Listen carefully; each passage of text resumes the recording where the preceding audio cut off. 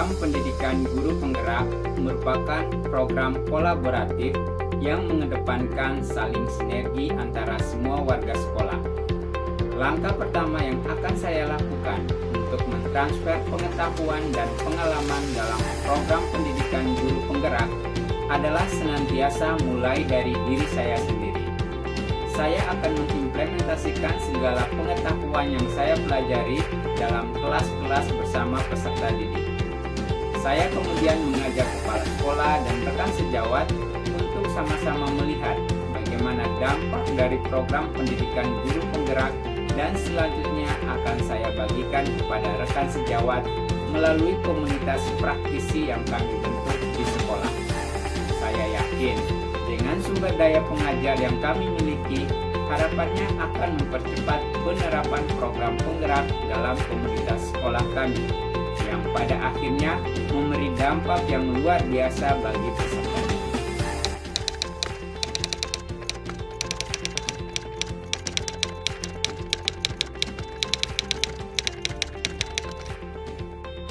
Jika saya dihadapkan pada sebuah kasus yang menuntut saya untuk mengambil keputusan, maka langkah pertama yang akan saya lakukan adalah berusaha memahami terlebih dahulu apakah masalah tersebut termasuk dalam rujukan moral atau dilema etika. Jika masalah tersebut termasuk dilema etika, maka saya akan lakukan 9 langkah pengujian dan pengambilan keputusan, seperti mengenali nilai-nilai yang bertentangan, siapa yang terlibat, mengumpulkan fakta-fakta terkait kasus tersebut, melakukan pengujian benar atau salah seperti uji intuisi, uji publikasi, dan uji panutan atau idola. Kemudian saya juga lakukan pengujian paradigma benar lawan benar. Hal ini menjadi sangat penting karena inilah yang menjadi nilai-nilai yang harus saya pahami. Karena dalam kasus tersebut terjadi perlawanan keputusan yang sama-sama benar.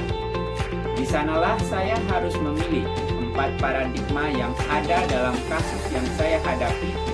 Selain itu, saya juga harus menentukan prinsip apa yang harus saya gunakan dalam pengambilan keputusan tersebut. Ada 3 prinsip yang dapat saya sesuaikan dengan kasus yang tengah saya hadapi. Kemudian, saya lakukan investigasi opsi trilema untuk mencari alternatif opsi lain dengan 2 keputusan yang akan saya ambil. Jika tahap-tahap ini sudah saya lakukan, barulah saya mengambil 1 keputusan.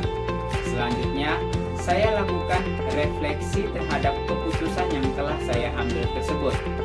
Serangkaian tahap ini dilakukan agar kelak keputusan yang saya ambil tidak merugikan diri saya sendiri maupun orang lain. Namun, jika kasus tersebut termasuk rujukan moral, tentunya saya tidak perlu lagi melakukan pengujian dengan langkah-langkah tersebut, karena jelas saya harus memilih pilihan benar, bukan pilihan yang salah.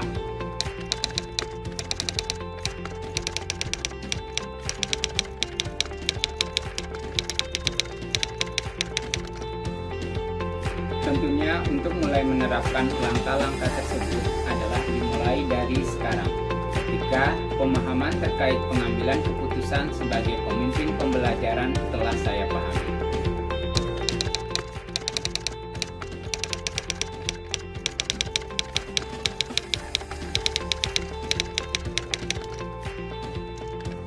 Tentunya yang akan menjadi pendamping saya adalah Bapak pimpinan dan rekan-rekan sejawat serta rekan komunitas saya, karena merekalah yang paling tahu dan mengamati bagaimana saya dan bagaimana keputusan yang saya ambil, serta bagaimana dampak dari keputusan tersebut.